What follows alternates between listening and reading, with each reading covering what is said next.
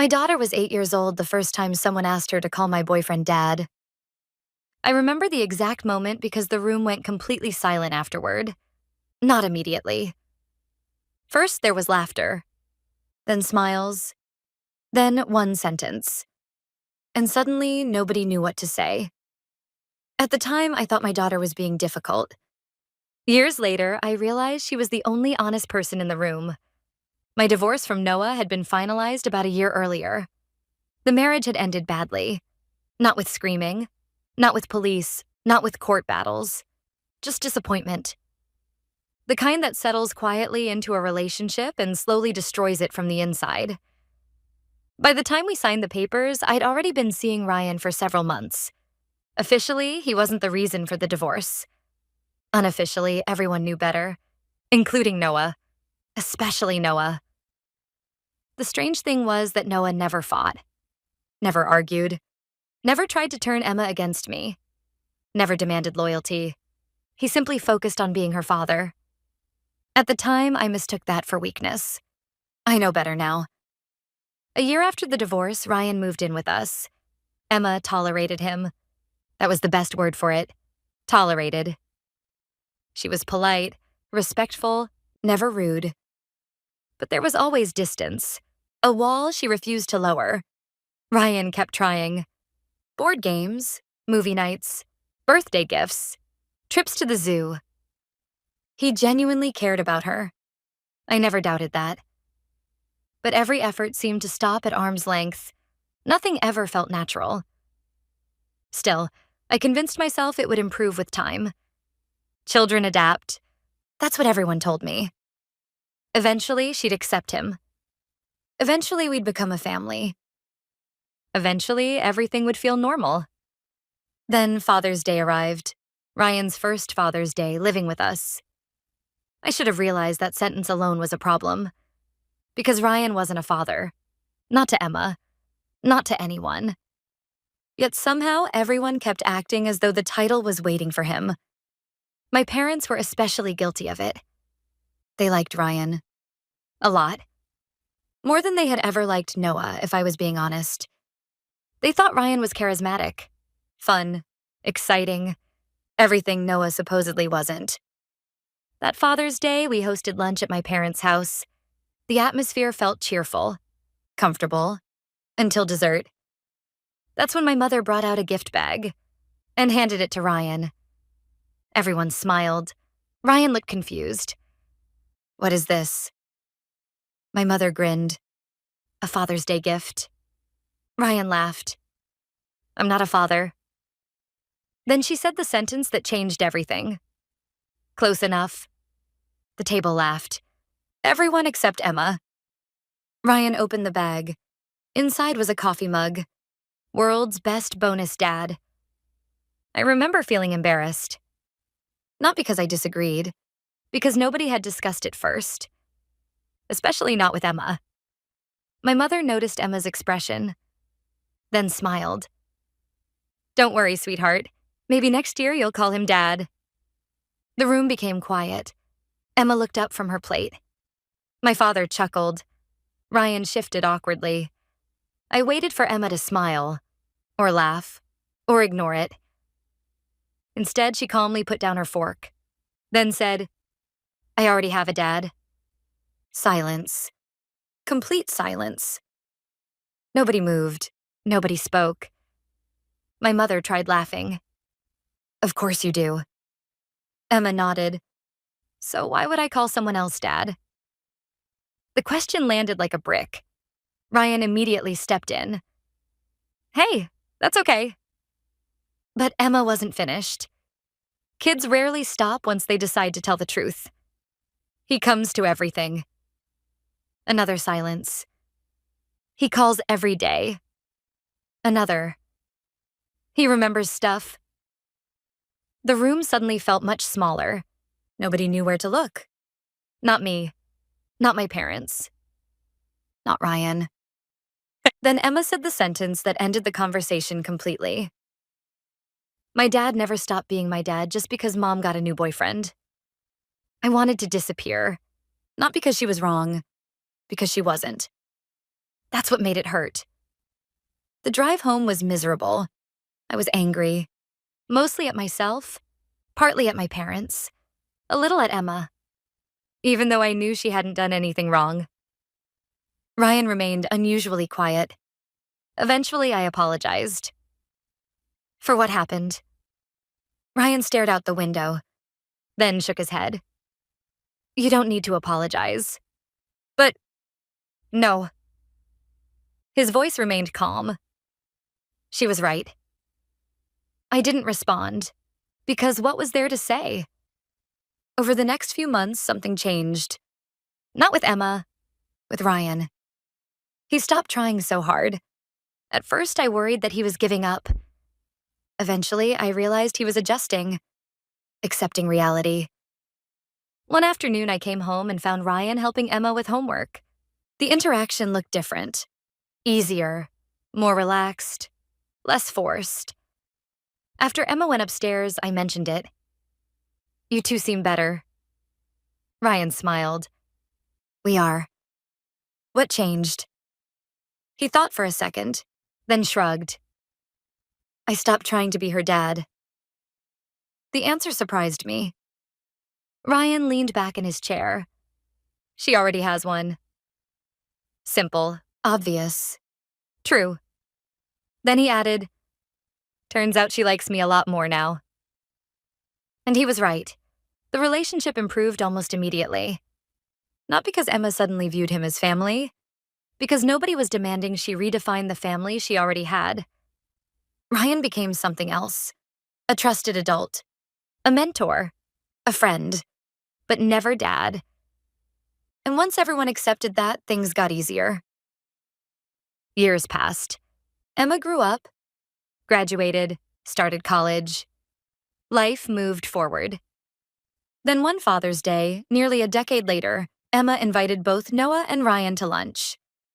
The three of us sat around a table sharing stories, laughing, remembering old disasters, the kind of peaceful scene I never would have imagined years earlier. At one point, Noah stepped away to answer a phone call.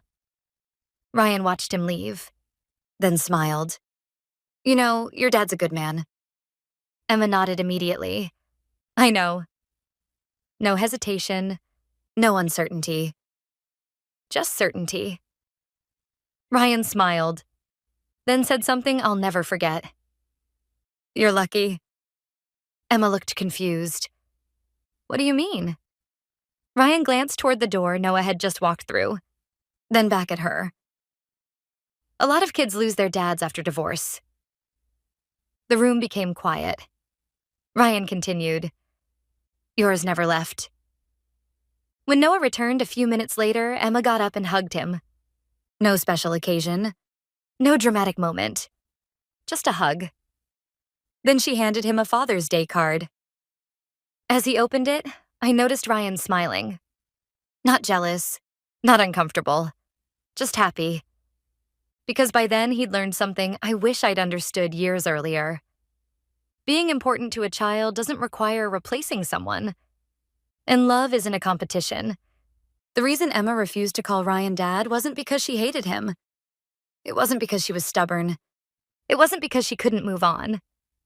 It was because she already knew something the adults hadn't figured out yet. A good father isn't a title you inherit. It's a relationship you earn. And the reason my daughter never called my lover dad was simple.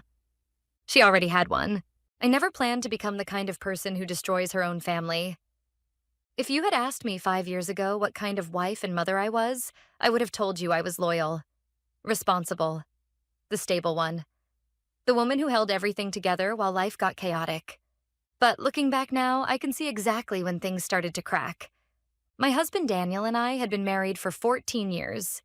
We met in college, got married young, and built what most people would probably call a normal life. A modest house in a quiet suburb, 2 decent cars in the driveway, a dog that shed all over the furniture, and our daughter Lily. She was 12 when everything fell apart. Daniel worked long hours as a project manager for a construction company. He left early, came home tired, and spent most evenings half asleep on the couch with the TV on. It wasn't that he was a bad husband. He just faded into routine.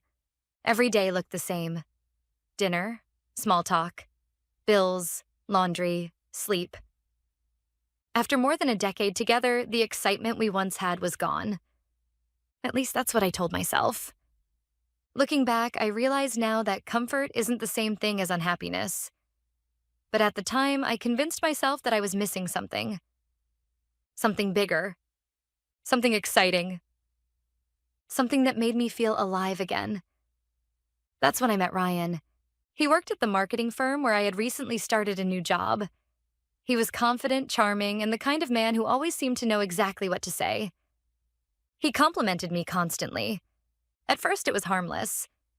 "You have a great sense of humor. You're way more interesting than most people here. You don't seem like the type who should be stuck in a boring suburban life." Those words stuck with me, especially the last one, because part of me believed it. I started staying late at work more often. Sometimes it was real work. Sometimes it was just sitting in Ryan's office talking about life, about relationships, about how people sometimes married too young and woke up one day wondering what they missed. He never said I should cheat. He never said I should leave my husband. But he didn't have to. The idea grew slowly in my head until it started to feel inevitable. The first time we crossed the line was after a company happy hour. Most people had already left, and we stayed behind finishing drinks and laughing about office drama. One thing led to another. A lingering look. A hand brushing mine. And suddenly we were kissing in the parking lot like teenagers who didn't know any better. I remember the exact moment when I should have stopped. I remember the voice in my head saying, "You're married. You have a daughter. Go home." But I ignored it. And that decision changed everything. The affair lasted almost 6 months. 6 months of secret texts, stolen lunches, and lies I told without hesitation.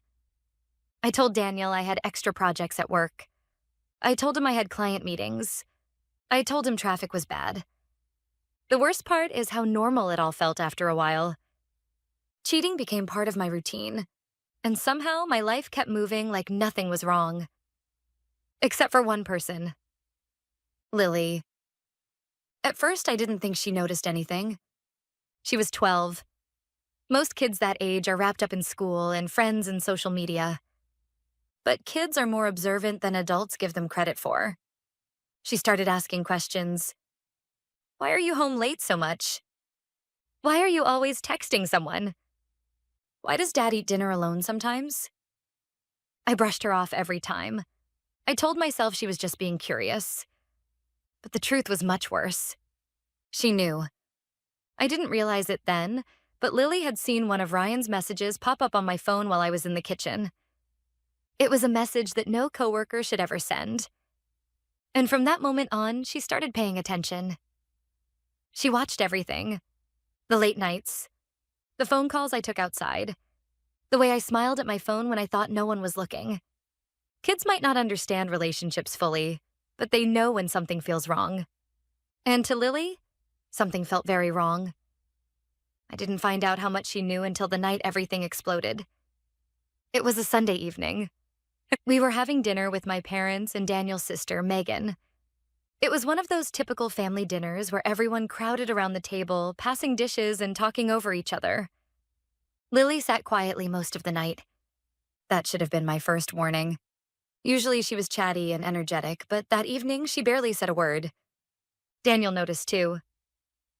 "Everything okay, kiddo?" he asked. She nodded, but she looked tense, like she was building up the courage to say something. Dinner continued normally for a while. My mom talked about gardening. Megan complained about her job. Daniel joked about a coworker who messed up a project. Then everything changed. I had just picked up my phone to glance at a message from Ryan when Lily suddenly pushed her chair back. The sound echoed through the dining room. Everyone turned to look at her. Her face was red and her hands were shaking. And then she said the sentence that destroyed my life. "Mom, are you still seeing that guy from work?" The room went silent. The kind of silence that makes your ears ring. My heart dropped straight into my stomach. I tried to laugh it off. What are you talking about? But Lily didn't sit down. She didn't look confused. She looked angry. No, she said, her voice trembling. The guy you text all the time. The one you kiss in the parking lot. My mother gasped. Megan froze. And Daniel slowly turned his head toward me. I could feel every pair of eyes in the room burning into my face. Lily, I said quickly, trying to control the situation. You're misunderstanding something. But she shook her head. I saw it, she said. Her voice cracked. I saw you kissing him when Dad thought you were working late. I'll never forget the expression on Daniel's face. Not anger, not shouting, just pure devastation. The kind of pain that happens when your entire world collapses in 1 second. Is that true? He asked quietly. I couldn't answer, because the truth was written all over my face, and he knew it. The dinner ended immediately. My parents left. Megan grabbed her coat without saying a word. Lily ran upstairs crying, and Daniel just stood in the kitchen staring at me. How long? He asked. I tried to explain. I tried to say it was complicated, but he didn't want explanations. He just wanted the truth. 6 months, I admitted. The look on his face hardened. Then he said something that still haunts me. I trusted you. He didn't yell. He didn't throw anything. He just walked upstairs, packed a bag, and left the house. That was the last night we lived together. The divorce process started 2 months later. Daniel didn't try to reconcile. He didn't argue. He just quietly moved forward with ending our marriage. But the hardest part wasn't losing my husband. It was losing my daughter's trust. Lily blamed herself for what happened. She thought exposing the affair caused the divorce. No matter how many times Daniel told her it wasn't her fault, she still struggled with guilt. And our relationship never fully recovered. She moved in with Daniel full-time. She only visited me occasionally, and every visit felt awkward, like we were strangers pretending to be family. Meanwhile, Daniel's life slowly started getting better. About a year after the divorce, he met someone new. Her name was Sarah. She was kind, patient, supportive. Everything I hadn't been. When Lily told me about her, I expected jealousy. But what I felt instead was something worse. Regret. Because Daniel looked happy again. The kind of happy I hadn't seen in years. They got married 2 years later. Lily was a bridesmaid. I saw the photos online. Daniel smiling, Lily laughing, Sarah standing beside them like she had always belonged there. And I realized something painful. My affair didn't just destroy my marriage. It pushed Daniel toward a better life. He found someone who appreciated him.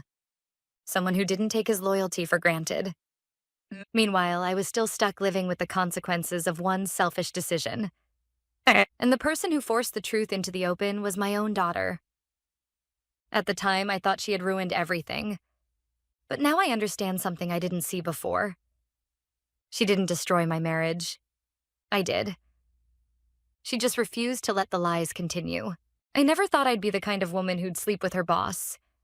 Even as I write that, there's a part of me that still doesn't fully believe it. But if you rewind a few years, before everything fell apart, before the whispers, before the threats, before the humiliation, you'd see a woman who thought she had control of her life. I was married. I was competent, and I was good at my job. But temptation doesn't always walk in wearing red lipstick and high heels. Sometimes it wears a tailored suit, smiles like he owns the world, and makes you feel like you matter more than you really do. It began quietly. Our company was going through a reorganization, and my department had just gotten a new director. Him. I'll call him Nathan. He was confident, sharp, charming in that effortless way that made everyone want his approval. And I was flattered when I got it. I was married, yes, but things had grown stale. My husband, Chris, worked long hours as an engineer. We loved each other, but the spark had faded under layers of routine. Mornings were mechanical. Evenings were quiet. Our conversations revolved around bills, chores, and what to eat for dinner. I missed being seen. I missed feeling like a woman instead of a checklist. So when Nathan complimented me about my presentation, my insight, my dress, it stirred something in me I hadn't felt in years. It wasn't immediate, but the tension grew. Lingering glances during meetings, late-night emails that turned personal, the kind of connection you know you shouldn't feed but can't stop nurturing. One evening, after a team dinner, he offered me a ride home because it was raining. I should have said no, but I didn't. And when we stopped outside my house, neither of us moved. The rain tapped against the windshield, and he looked at me. Really looked at me. Then he kissed me. That moment split my life into before and after. It didn't stay a one-time mistake. At first, it was all passion. Stolen moments, whispered excuses, the rush of secrecy. We met in hotels, in his office after hours, even during business trips. Every time I told myself it would be the last. Every time it wasn't. Nathan had a way of making me feel powerful, desired. He'd text me in the middle of meetings, little compliments, inside jokes, things that made my stomach twist. When he said he couldn't stop thinking about me, I believed him. When he said I was special, I wanted to be, but something in me shifted after a few months. It wasn't love, it was control disguised as affection. He started commenting on my work differently, praising me publicly, then privately hinting that I owed him for his support. I brushed it off at first, thinking it was a joke, but then the joke stopped sounding funny. One night, I tried to end it. I told him I couldn't keep doing it, that I still loved my husband, that the guilt was eating me alive. He stared at me in silence for a long moment, then smiled. "You're not serious," he said softly. "We're good together. Don't ruin something perfect." I told him it wasn't perfect. It was wrong. He didn't like that. After that, I noticed little changes. My workload got heavier. My team assignments got messier. I wasn't being invited to meetings I used to attend. When I asked him why, he said things were being restructured. But I knew better. He was punishing me. That's when I realized how dangerous he was. He wasn't the man who had kissed me in the car that rainy night. He was my boss, my superior, the man who could make or break my career, and I had given him every weapon he needed to destroy me. He started showing up at my desk late, long after everyone else had gone home. He'd lean against my cubicle wall and smile like nothing had happened. "Don't be distant," he'd whisper. "People might think something's wrong." Then came the threats, veiled at first, then blunt. "If you don't come to the conference next weekend, I might have to reconsider your role on the project." Or, "Be careful about what you say to others. You wouldn't want rumors about you going around." I felt trapped. The fear of losing my job mixed with the fear of my husband finding out. It was suffocating. Every day I'd paste on a smile and pretend everything was fine while inside. I was rotting. I tried to collect myself. I told him I wanted to keep things professional. He'd nod, but then his hand would brush against mine during meetings, or his texts would come late at night again. I was caught in a web I helped spin. It all unraveled one Friday night. Chris was quiet at dinner, too quiet. When I asked what was wrong, he just stared at me. Then he pulled out his phone and showed me a screenshot. An email. One of mine. One I had sent Nathan months ago when things were still passionate. Something I had deleted. It had been forwarded anonymously. "I thought you'd want to know who your wife really is," the message said. My stomach dropped.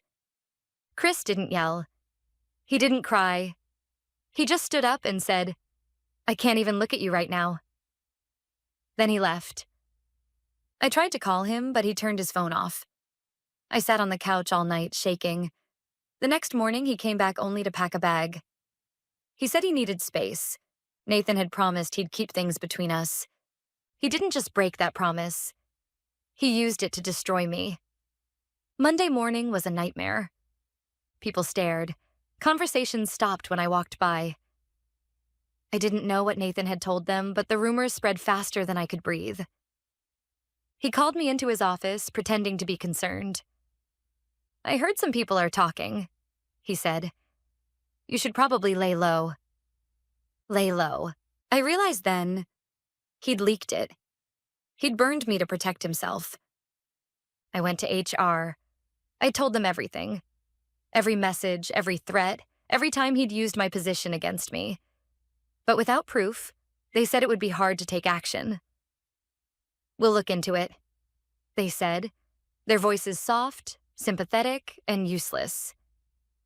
When word got back to Nathan, his mask slipped completely. He called me into his office again, this time with the door closed and his tone sharp.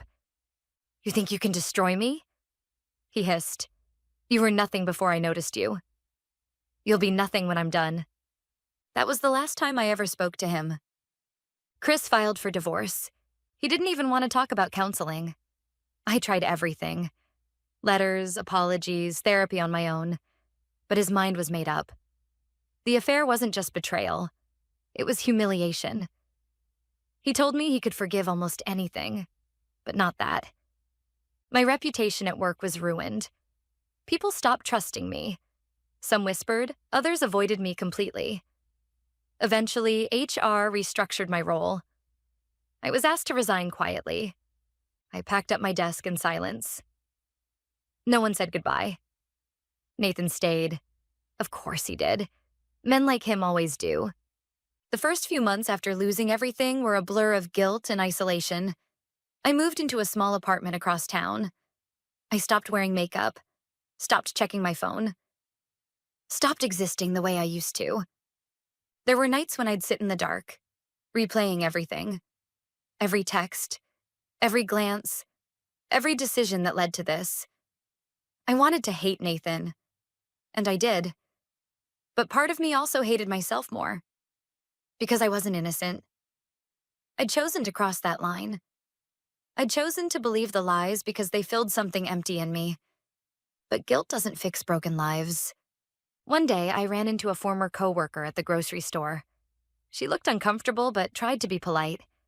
Then she told me Nathan had been quietly transferred to another branch after another woman came forward. HR had finally acted. Too late for me, but not for her. It was the first time I'd felt something like relief in months. I started therapy. It wasn't easy. Talking about what happened meant confronting not just what Nathan did to me, but what I allowed. My therapist told me something that stuck. Abuse can wear the mask of love, and guilt can keep you chained to someone long after they're gone. I had to learn to forgive myself. Not excuse, not forget, but forgive. I took a new job at a smaller company. Nothing fancy, just steady, quiet work. I kept my head down, focused on doing things right this time. I didn't tell anyone about my past. It was my scar, invisible but deep. Chris moved on. I saw a picture of him on social media a year later, smiling, holding hands with someone new. They looked happy. I stared at that picture for a long time, not out of jealousy, but sadness. Because he deserved that happiness. I was the one who took it away from him. 2 years later, I saw Nathan again. It was at a professional conference. I didn't know he'd be there until I spotted him across the room. For a moment, I froze. He looked older, maybe more tired, but that same arrogant smirk was there when our eyes met. He walked over. "Didn't expect to see you here," he said lightly. "I didn't expect to see you anywhere," I replied. He tried to charm me the same way he used to. Talked about the old days, about how things got messy. But I wasn't the same woman anymore. I looked him dead in the eyes and said, "You used me, Nathan. You threatened me, and I'll never let anyone like you do that again." He laughed nervously, then mumbled something about moving on. I turned and walked away. I didn't shake. I didn't cry. I just walked out of that building and realized, for the first time, I was free. It's been 3 years since that first kiss in the car. 3 years since I burned my life down and had to rebuild it from ashes. I still have scars. I still wake up some mornings with a pit in my stomach, remembering what I lost. But I also wake up grateful that I finally have my life back. One that's honest, quiet, and mine. Sometimes people ask if I regret it. The answer is yes, every single day. But regret can either crush you or teach you. And I'm done letting it crush me. My best friend told my husband what happened on the girls' trip. For almost 2 years, I hated her for it. I called her a traitor. I called her jealous. I called her self-righteous. I told anyone who would listen that she had destroyed my marriage. The truth was much simpler. She destroyed my lie. And at the time, I couldn't tell the difference. The girls' trip was supposed to be a celebration. 5 women, 4 days, Nashville, live music, expensive drinks, matching shirts we were all too old to wear. The kind of trip people post online and pretend is effortless. In reality, we'd spent months planning it. The bride, Lauren, wanted one last weekend before her wedding. Everyone agreed. Everyone showed up, including me. At the time, I'd been married to Noah for 11 years. We had a daughter, a house, a life. From the outside, everything looked stable. Inside, things felt different. Not terrible, just distant. Routine, predictable. The kind of marriage people slowly stop paying attention to. I didn't realize then that stability and unhappiness aren't the same thing. I know that now. The first night of the trip was harmless. Dinner, music, tourist photos. Nothing unusual. The second night was where things changed. We ended up at a crowded rooftop bar. The music was loud. The drinks kept coming. Everyone was dancing, laughing, acting younger than we actually were. That's where I met him. His name was Tyler, at least I think it was. That detail doesn't matter much anymore.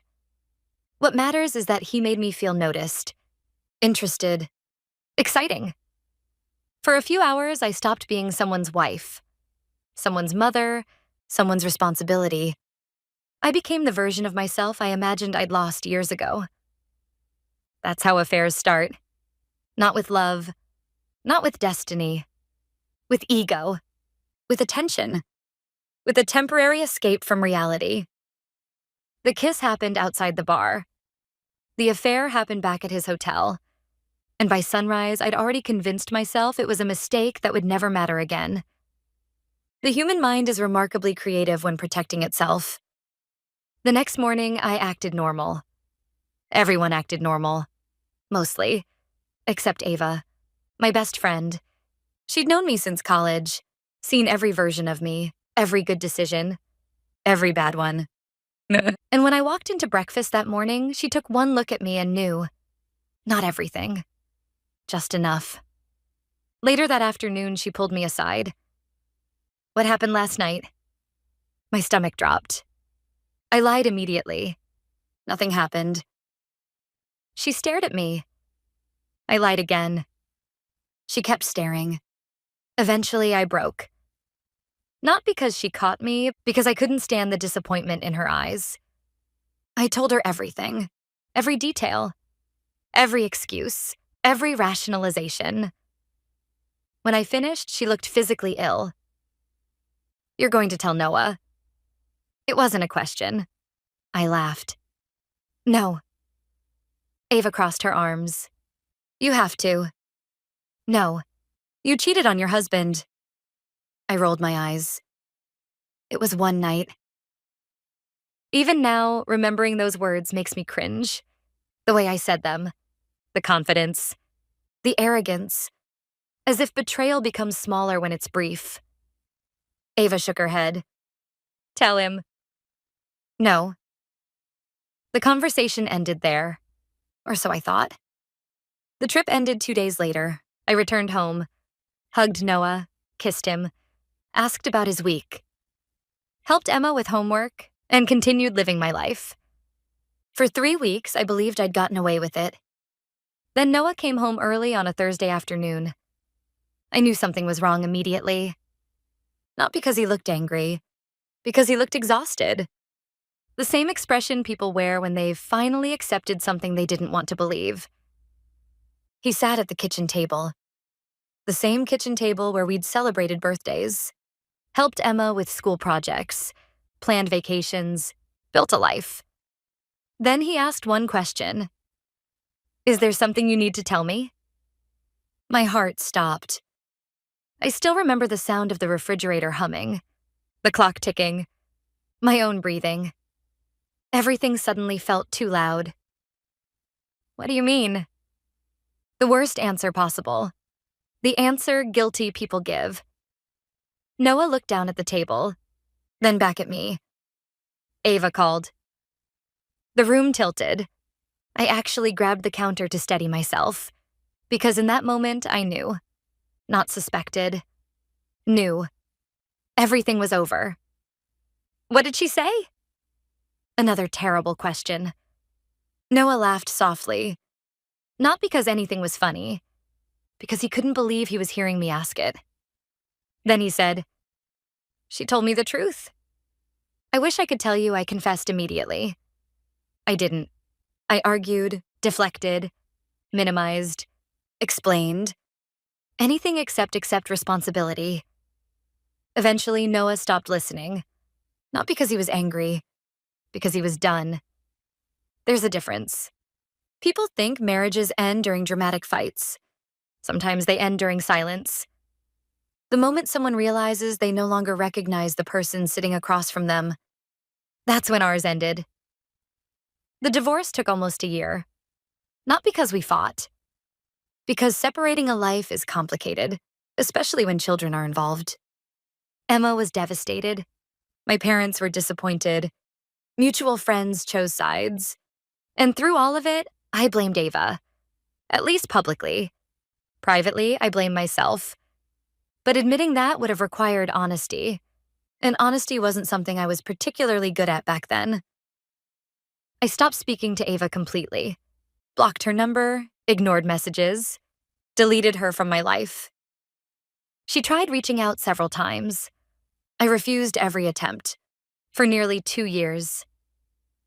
Then something happened. Emma graduated high school. Like most graduations, it became a gathering of people who normally avoided each other.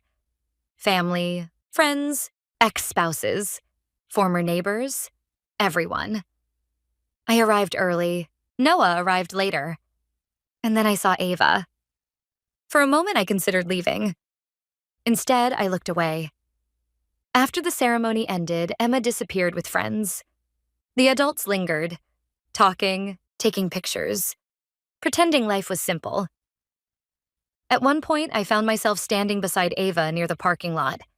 Neither of us spoke. Then she said, You still hate me. Not a question, a statement. I stared at the pavement. I don't hate you. The lie sounded weak even to me. Ava nodded, then surprised me. Good. I looked up. She smiled sadly. Because I never hated you. That sentence hit harder than I expected. For a moment, neither of us spoke. Then I finally asked the question I'd carried for years.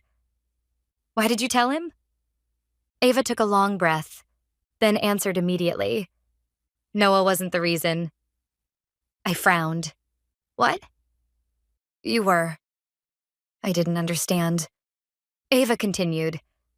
I knew what would happen if you kept that secret. Still confused. She shook her head. You would have become the kind of person who could live with it. The words landed harder than any accusation. Because deep down, I knew she was right. Ava wasn't protecting Noah. Not entirely. She was protecting the version of me that still had a chance to be honest. The version I was actively trying to bury. Then she said something I'll never forget. A real friend doesn't help you hide the worst thing you've done. The parking lot suddenly felt very quiet. Because after 2 years of anger, I finally saw the situation clearly. Ava hadn't betrayed me. She'd refused to participate in my betrayal. Those aren't the same thing. Years later, I can admit something I couldn't admit back then. Telling Noah cost Ava our friendship. She knew it would. She did it anyway. Not because she enjoyed it, Not because she wanted to punish me, because she believed some truths belonged to the people living inside them. And Noah deserved the truth about his own marriage. Eventually, Ava and I rebuilt our friendship. Slowly, awkwardly, piece by piece. Trust takes time, especially when you've spent years misunderstanding someone. Today, when people hear the story, they usually ask the same question. Was she right to tell him? My answer is simple. If your best friend can watch you betray someone and never challenge you, that's not loyalty. That's permission.